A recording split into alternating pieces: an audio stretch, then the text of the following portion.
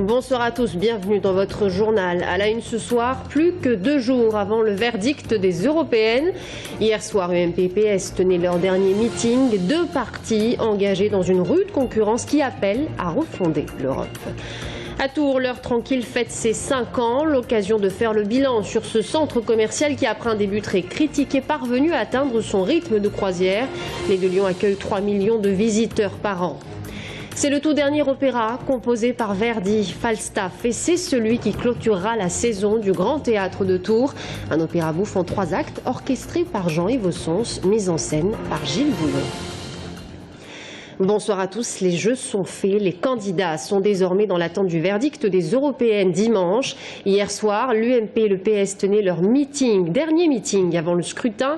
Environ 200 personnes pour l'UMP au hall de Tours autour de la tête de liste, Brice Hortefeux, et sa numéro 2, Angélique Delahaye. Le PS, lui, s'était rassemblé à la salle des mariages de l'Hôtel de Ville. Jean-Paul Denanot, tête de liste, épaulé par la ministre de la Santé, Marisol Touraine, entouré de 150 personnes. Florent Carrière. 2 meetings, à gauche celui du PS, à droite celui de l'UMP, de formation politique, mais un même constat sur l'Europe. Nous savons tout ce que l'Europe nous a apporté, mais en même temps, nous savons que l'Europe doit changer. Avec vous, avec notre chose, nous voulons changer l'Europe pour mieux changer la France. Vu de France, l'Europe est en crise. Mais du côté des explications, les avis divergent, que l'on soit de gauche ou de droite. La ligne européenne, c'est celle-là, et que la façon dont notre gouvernement le traduit n'est pas la bonne. Et c'est celle qui, la plupart du temps, handicape nos entreprises. L'Europe est droite. Ça n'est pas parce que l'Europe est l'Europe, mais parce que l'Europe a fait un choix. Le choix du libéralisme, le choix du laisser-faire. La France ne va pas bien parce qu'elle est devenue faible. On se souvient de Nicolas Sarkozy. L'ombre de Nicolas Sarkozy qui planait sur ses meetings. Une tribune sur l'Europe parue dans la presse et le voilà à nouveau au cœur de l'actualité. Sarkozy, parlons-en. Celui-là même qui vient nous donner des leçons d'Europe après 5 années d'échec. En réalité, il est venu appeler à voter pour lui-même. C'est une tribune de réconciliation entre ceux qui sont sceptiques sur les questions européennes et ceux qui sont engagés pour la construction européenne. 200 personnes à l'UMP, 150 au PS et dans les 2 cas, on a dépêché les élus et les militants. Les européennes ne suscitent pas grand intérêt, d'où cet appel à se mobiliser. On ne peut pas trouver que l'Europe n'apporte pas des réponses concrètes à la vie quotidienne sans choisir quelqu'un qui se placera sur ce terrain-là. L'Europe s'occupe de nous, mais il faut que nous on s'occupe d'Europe. On reproche à l'Europe de ne pas être suffisamment démocratique, mais ce qui devient une des institutions majeures, une des 3 institutions majeures de l'Europe, est élue au suffrage universel. Et il faut que les électeurs en saisissent l'opportunité, la chance. Lutter contre l'abstentionnisme, maître mot du côté des partis traditionnels qui craignent une forte poussée du Front National. Le parti de Marine Le Pen pourrait obtenir jusqu'à 2 députés sur 5 dans notre grande Eurorégion. Serge Babary est l'invité d'En Privé ce mois-ci. Le maire de Tours revient sur la rue de campagne des municipales, partage sa vision pour la ville de Tours. Serge Babary qui évoque notamment ses origines. Je vous propose d'écouter un extrait. Vous avez été éduqué chez les jésuites Oui, c'était un collège de tradition jésuite, mais après c'était des prêtres du diocèse qui étaient professeurs. Ma mère était en effet très catholique, croyante, de sa famille également. Mon père était d'une famille de libres penseurs en Anjou, c'était pas banal non plus ça. Et je vais tous les ans dans le petit cimetière à Labraille-les-Pins, où il y a mes ancêtres paternels. Et au milieu de ce petit cimetière où il n'y a que des croix, il y a quelques colonnes brisées de libres penseurs, et c'est eux, avec des caractères entiers. Vraiment des piliers de la Troisième République. Et En Privé, c'est ce soir, présenté par Florent Carrière, juste après l'invité de la rédaction à 19h15, rediffusé à 20h15 et demain à 22h30. Jouer les tours doit revoir à la baisse les augmentations d'indemnités de ses élus. C'est la préfecture qui le demande au motif d'une mauvaise interprétation par la nouvelle municipalité UMP de la réglementation en vigueur. Ces augmentations avaient d'ailleurs provoqué les foudres de l'opposition le 18 avril dernier, en cause notamment l'indemnité du maire Frédéric Ogis, 4 457 €, soit une hausse de 94% par rapport à son prédécesseur. Lundi, le conseil municipal devra se prononcer sur une nouvelle grille qui octroie finalement une indemnité de 3 000 € par mois aux maires et de 1 100 € aux adjoints. Déjà 5 ans que l'heure tranquille est installée dans le quartier des Deux Lions à Tours. Le centre commercial a connu des débuts difficiles. Les enseignes ont fermé leurs portes les unes après les autres. Mais entre-temps, le tramway est venu booster son indice de fréquentation. Le centre commercial atteint aujourd'hui son rythme de croisière avec 3 millions de visiteurs par an. On fait le bilan avec Aurélie Renaud. Il y a 5 ans, la promesse de l'heure tranquille, c'était de créer une dynamique dans le sud de l'agglo. Si aujourd'hui Frédéric Robert, le directeur du site, se félicite d'avoir enfin franchi la barre des 3 millions de visiteurs par an, il avoue avoir connu un début difficile. Son explication, le contexte économique, la crise de 2009. Aujourd'hui, l'heure tranquille semblerait donc tirer d'affaire. Les habitants du centre-ville fréquentent la galerie commerciale, oui, mais c'est le quartier des Deux Lions lui-même qui a créé la dynamique.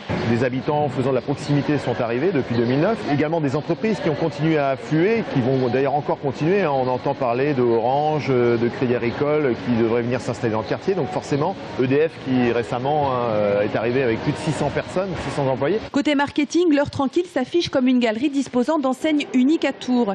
Les dernières en date, Mango et il y a moins d'un mois, Desigual. L'enseigne a décidé d'ouvrir ici sa plus petite boutique, 150 mètres carrés seulement, comparée aux 400 mètres carrés de Nantes ou de Rennes. Une sorte de test pour la galerie commerciale. Le client est là, le client est au rendez-vous. On est une journée comme hier, sur quasiment 500 personnes dans la journée. Donc ça fait quand même du monde pour une boutique de cette échelle-là. Bien sûr, les 50 commerçants attendaient beaucoup du tramway. Résultat, plus 30% de visiteurs, alors que l'heure tranquille visait une hausse de 15%.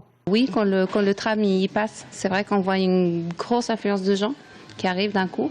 Donc du coup, c'est pour ça qu'il y a des heures creuses et des heures où on a du monde. On vient pour se balader surtout, et on vient très souvent aussi pour manger dans les restaurants.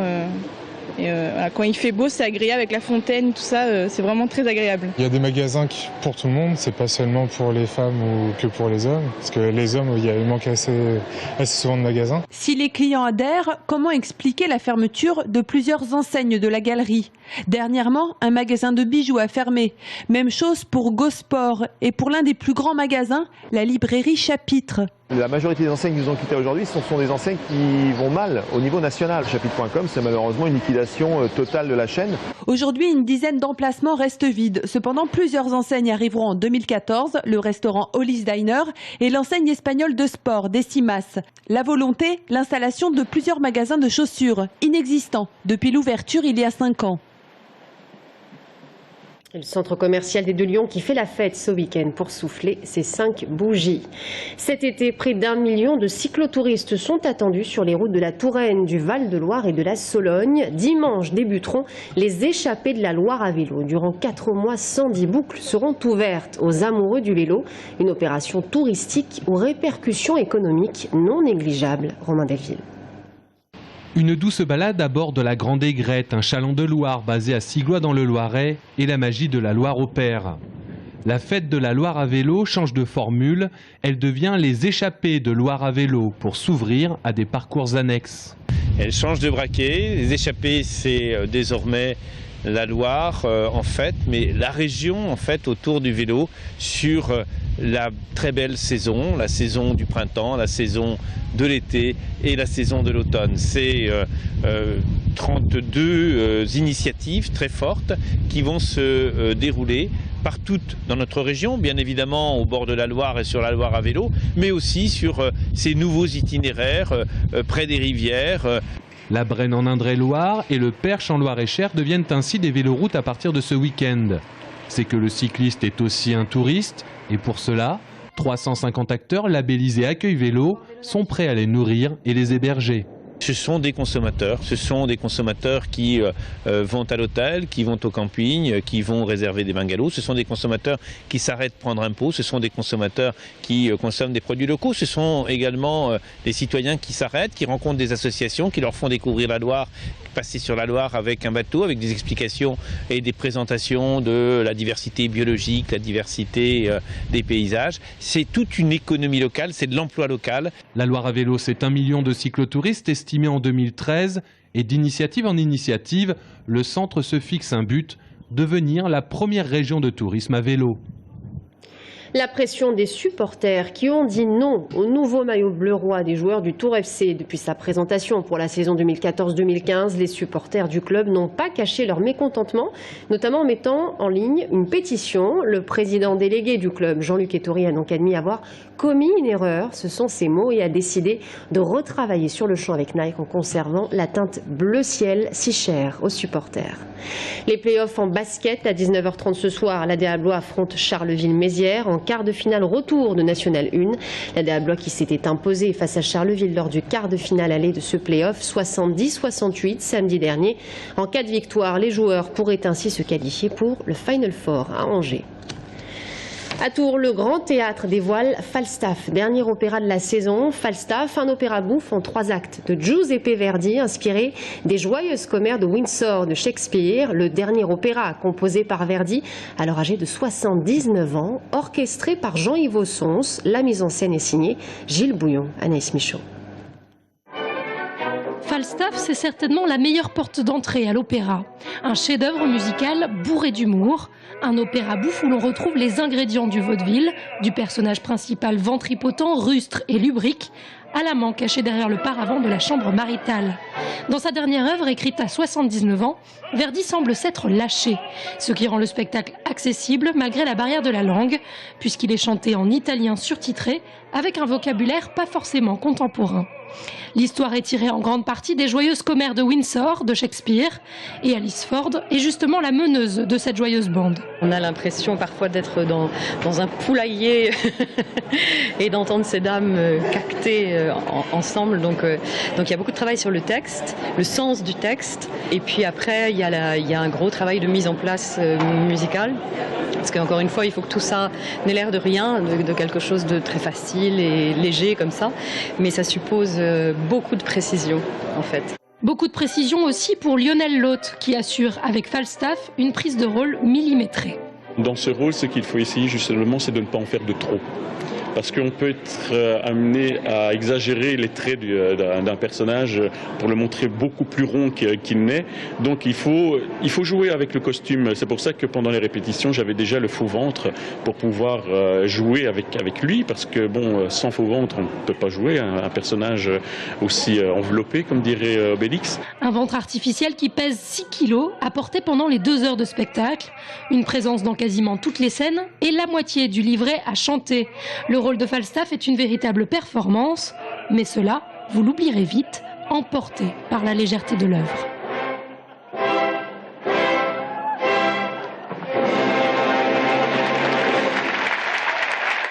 Et la première de Falstaff, c'est ce soir à 20h, dimanche après-midi également à 15h et mardi prochain, la dernière à 20h.